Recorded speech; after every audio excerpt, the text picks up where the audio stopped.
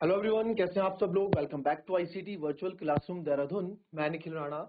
Class 8th का अपना जो मैथ्स का टॉपिक है हमारा, जो कि अंडरस्टैंडिंग क्वाड्रिलेटरल, चतुर्भुजों को समझना, उसको हम सॉरी कंटिन्यू करेंगे। तो अपनी क्लास शुरू करने से पहले हमेशा की तरह थॉट ऑफ द डे लेके चलते हैं। तो आज का थॉट ऑफ द डे है बच्चों, if you are not willing to learn, no one can help you, and if you are determined to lean, no one can stop you. जी हाँ, if you are determined, if you are not willing to learn, अगर आपके अंदर कोई सीखने की चाह नहीं है तो आप चाह के भी कुछ नहीं सीख सकते हो।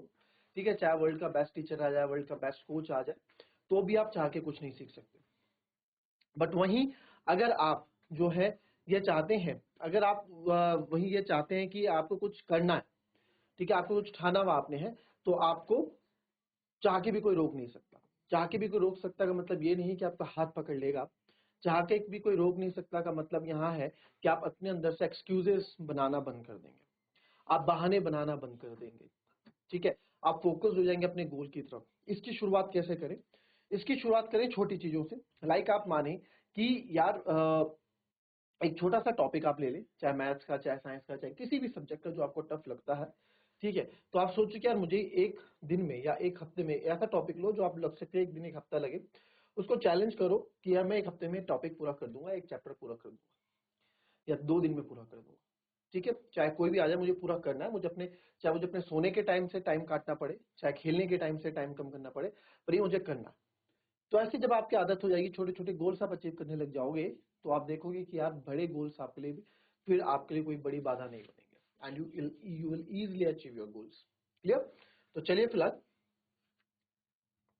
लास्ट में हम अपने कौन से उसमें थे, हम जो देख रहे थे, मैंने आपको कुछ क्वेश्चंस दिए थे आई थिंक, है ना। तो एक क्वेश्चन और मैं आपको देता हूँ। ठीक है, एक क्वेश्चन और मैं आपको देता हूँ, इजी क्वेश्चन, मतलब थोड़ा आपके लिए रहेगा। हाउ मेनी, अच्छा हमने अभी साइड्स वाले पॉलीगन, कितने साइड्स वाले पॉलीगन सब हमने कर लिए। ठीक है, कुछ मेजर भी देख लेते हैं। पहले तो आप एक दो क्वेश्चन देते हैं, फिर आगे बढ़ेंगे। Find number of sides of a polygon, number of sides of a polygon whose each exterior angle has a measure of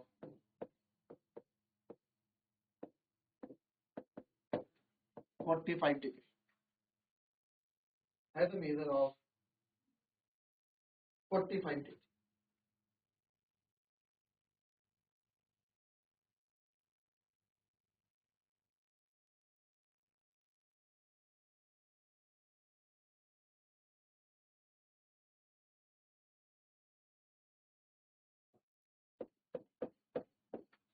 number of sides of a polygon, यानी कि हमको यहाँ पे नंबर ऑफ साइड्स निकालनी है।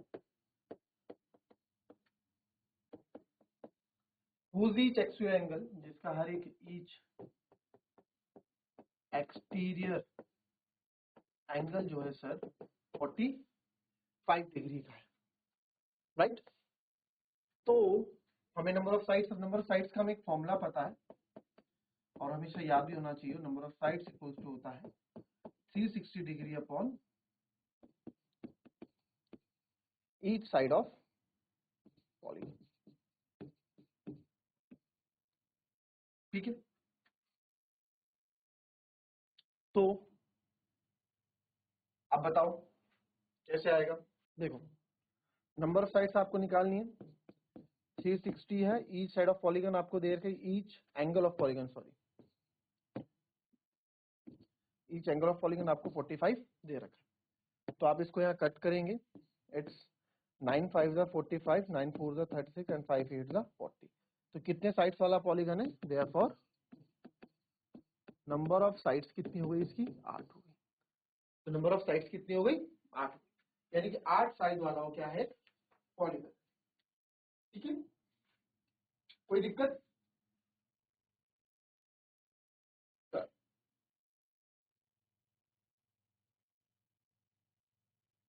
चलो एक और देखो, ठीक है, ये तो एक्सटीरियर एंगल वाला हो गया क्वेश्चन। क्वेश्चन एक नहीं, how many sides does a regular polygon, regular polygon पता है ना आपको, जो अब तक हम पढ़ रहे जितने क्वेश्चन हमने किए सारे क्वेश्चन रेगुलर पॉलीगन पे ही अभी तक हमने किए हैं, क्योंकि रेगुलर पॉलीगन वो होते हैं जिसमें सारे एंगल्स बराबर होते हैं और सारी साइड्स बराबर होती हैं। जैसे इक्विलेटरल ट्रायंगल की तीनों साइड्स बराबर होती है, इक्विलेटरल ट्रायंगल के तीनों एंगल्स बराबर होते हैं। स्क्वायर, स्क्वायर में एक रेगुलर पॉलीगन है, उसके चारों साइड्स इक्वल होती हैं और आपस में चारों एंगल्स भी क्या होते हैं, इक्वल होते हैं, ठीक है। इफ इस बार है, इफ पहले भी कराया था आपको कल एक question, if each of interior angles is 150 degree. चलो इस बार क्या बोल दिया कि कितने साइड वाला ये रेगुलर पॉलीगन होगा अगर इसकी ईच इंटीरियर एंगल्स जो है यानी कि आंतरिक कोण जो है आपको 150 डिग्री दिए गए, ठीक है, बताएं।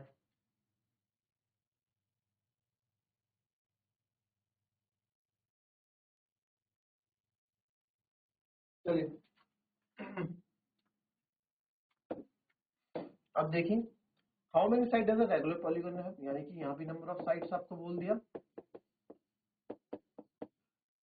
अब इस बार ईच एक्सटीरियर एंगल ना देख के आपके पास ईच इंटीरियर एंगल दिया गया है जो कि 150 डिग्री का। बट सर हमको नंबर ऑफ साइड्स का जो रिलेशन है एक्सटीरियर एंगल के साथ पता है, हमें वो इंटीरियर एंगल के साथ नहीं पता आंतरिक कोण के साथ क्या होता है। तो मानो मैंने आपको बताया, जैसे कोई सा भी पॉलीगन हम लेते हैं, ठीक है, कोई सा भी पॉलीगन आप ले लो, आप इसी को ले लो, तो मान लिया इसका एक एंगल जो है 150 डिग्री है, तो अंदर का बाहर का बचा हुआ कितना होगा, 30, लीनियर पेयर बनाएंगे इसको, है ना। तो ये आपको पता है एक एक्स्ट्रा एंगल, क्योंकि पूरा मिलके 180 डिग्री बनाते हैं, ठीक है। तो आप वही इसको, बस इसको लिखने का तरीका कैसा होगा, आप मान लो लेट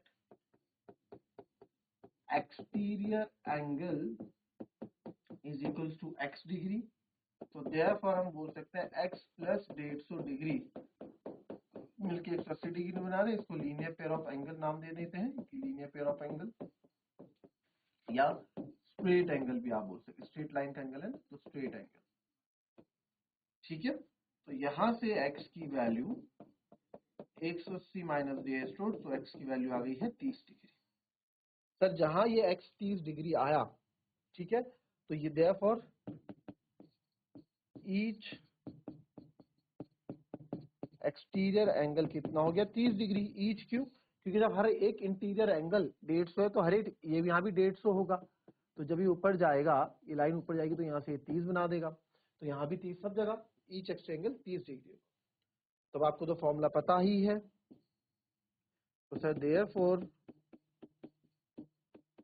नंबर ऑफ साइड्स भी 360 degree upon each exterior angle. तो sir 360 upon each exterior angle आया हमारा 30 डिग्री, तो इसको कट करेंगे 10 से 10, 3 1 3 3 2 6, तो देयरफॉर नंबर ऑफ साइड्स भी 12, यानी 12 साइड वाला क्या होगा, वो पॉलीगन होगा, यानी कि 12 साइडेड पॉलीगन। आई बात।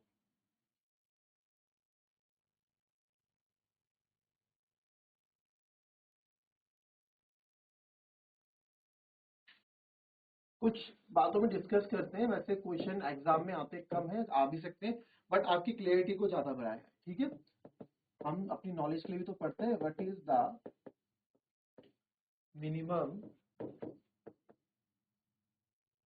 What is the minimum interior angle possible for a regular polygon and Y.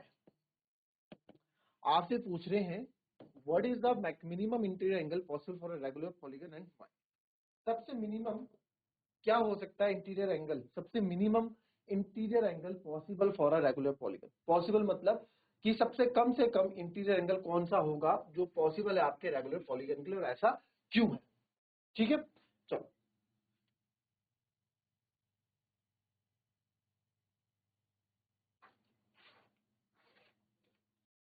चलो अब देखो यहाँ पे, समझो, काफी बच्चों को आ भी गया होगा, आंसर रटे भी होंगे, ठीक है।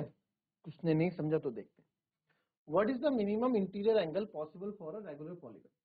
रेगुलर पॉलीगन के लिए सबसे कम से कम इंटीरियर एंगल कौन सा होना चाहिए। रेगुलर पॉलीगन क्या होता है, सबसे पहले तो रेगुलर पॉलीगन को रिकॉल करो कि रेगुलर पॉलीगन था क्या। रेगुलर पॉलीगन क्या था आपके पास, बताओ।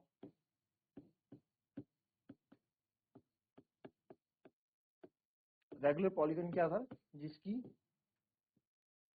Each sides are equal, all sides are equal, ठीक है, all sides are equal and all angles are whether it is interior और एक्सटीरियर, ये होते हैं। तो सबसे कम से कम क्या होगा, तो सबसे छोटा रेगुलर पॉलीगन अगर हम ले, सबसे छोटा पॉलीगन आपका तीन साइड, दो साइड से तो कभी पॉलीगन बनेगा नहीं, तीन साइड से बनेगा, और तीन साइड से बनने वाला सबसे छोटा पॉलीगन आपका ट्रायंगल होगा। और अगर मैं लेट से मैं कह देता हूं कि तीनों साइड्स अगर आपकी इक्वल है, अगर इसकी तीनों साइड्स इक्वल है तो उसको क्या नाम देते हो आप, इक्विलेटरल ट्रायंगल, इक्विलेटरल ट्रायंगल नाम देते हो, है ना, आपने पढ़ा है। ऑल साइड्स इक्वल हो गई, अगर इसके ऑल एंगल्स भी इक्वल होते तो होते हैं सर, इक्विलेटरल ट्रायंगल में सारे एंगल इक्वल होते हैं, यानी कि 60 डिग्री 60 डिग्री और ये मैं, आप बोलोगे सर आइसोसेलेस ट्रायंगल भी तो होता है, नहीं, मैं रेगुलर पॉलीगन की बात कर रहा हूँ, ठीक है, ठीक है, रेगुलर पॉलीगन यानी कि जिसकी साइड इक्वल होगी, ठीक है सर, ये है। अच्छा, तो सर अगर हम इससे आगे बढ़ते हैं तो यहाँ पे जो इंटीरियर एंगल है, यहाँ पे जो इंटीरियर एंगल है वो कितना हो गया, 60 डिग्री हो गया। अच्छा, 3 से 4 में आए सर, अगर 3 से 4 में आ जाओ, कोई दिक्कत नहीं है। 3 से 4 में एक प्रॉपर्टी है स्क्वायर की, जहां पे सारे साइड्स इक्वल होते हैं, वो कौन सा होता है, वो स्क्वायर भी होता है और रेक्टेंगल भी होता है। तो हम इसको क्या बोलेंगे, और रेक्टेंगल इसको बोलेंगे स्क्वायर, ठीक है, स्क्वायर है। अब बोलेंगे सर रेक्टेंगल भी, तो रेक्टेंगल में चारों साइड्स बराबर होती है, बिल्कुल सही, रेक्टेंगल में भी चारों साइड्स बराबर होती है, तो ये रेक्टेंगल भी हो सकता है। अब आगे बढ़े, आगे इसने बोला कि रेगुलर पॉलीगन है तो ऑल साइड्स इक्वल है, रोम्बस भी आ जाएगा वहां पे, ऑल एंगल्स भी इक्वल होने चाहिए, सारे एंगल्स इक्वल होने चाहिए। तो क्या रेक्टेंगल के सारे एंगल्स इक्वल होते हैं, अच्छा सॉरी, रेक्टेंगल में कोई बात नहीं, रेक्टेंगल की सारी साइड्स इक्वल कहाँ होती है, रेक्टेंगल की अपोजिट साइड्स इक्वल होती है, तो यहाँ क्या आना था, ऑल साइड्स आर इक्वल, तो रोम्बस आता है यहाँ पे, पढ़े हैं आपने ये सब प्रॉपर्टीज पढ़ी है तो अच्छी बात है, नहीं पढ़ी तो कल पढ़ेंगे। तो स्क्वायर हो गया, रोम्बस हो गया, ठीक है सर। तो यहाँ पे जो है स्क्वायर में अगर आप देखें तो ऑल एंगल्स आर इक्वल है, बट रोम्बस में ऑल एंगल्स इक्वल नहीं होते, तो रोम्बस तो नहीं हो सकता है, स्क्वायर ही होगा। तो सारे एंगल इक्वल होते हैं, तो सारे एंगल कितने डिग्री के होते हैं सर, ये होते हैं आपके 90 90 90 90, पता होगा आप लोगों को। तो यहाँ पे जो इंटीरियर एंगल आपका आया वो कितना आया, 90 डिग्री आया।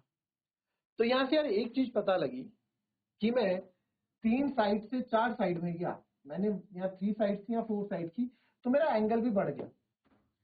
मैं 4 से 5 वाली साइड में जाऊंगा तो वहां भी मेरा एंगल बढ़ जाएगा। तो यानी कि मिनिमम एंगल कहाँ रहने वाला है, मिनिमम साइड पे। तो उसका what is the minimum interior angle possible for regular polygon, क्या होगा आपका 60 डिग्री। एंड वाई आप रीजन दे देंगे, बिकॉज मिनिमम साइड का रेगुलर पॉलीगन हमारे पास ट्रायंगल होता है, तो देयरफॉर मिनिमम एंगल भी उसी का होगा, इक्विलेटरल ट्रायंगल होता है, मिनिमम एंगल भी उसी का होगा 60 डिग्री। समझ में आया, आई होप समझ में आया होगा आपको। फिर आगे देखेंगे,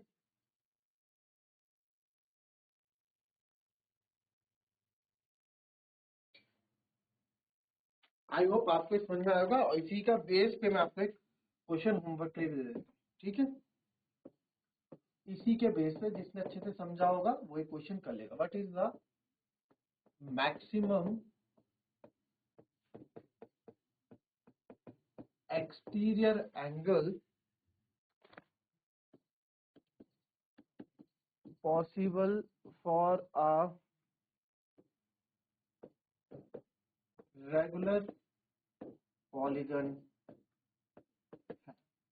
ठीक है। वहाँ इंटीरियर बोला था, अब होमवर्क में आपको रेगुलर के लिए बोल दिया। ठीक है, तो एक क्वेश्चन है। तो दैट्स ऑल फॉर टुडे। मिलेंगे आपसे अपनी कल की नेक्स्ट क्लास में, तब तक के लिए be happy, be healthy and be safe. Thank you and have a nice day.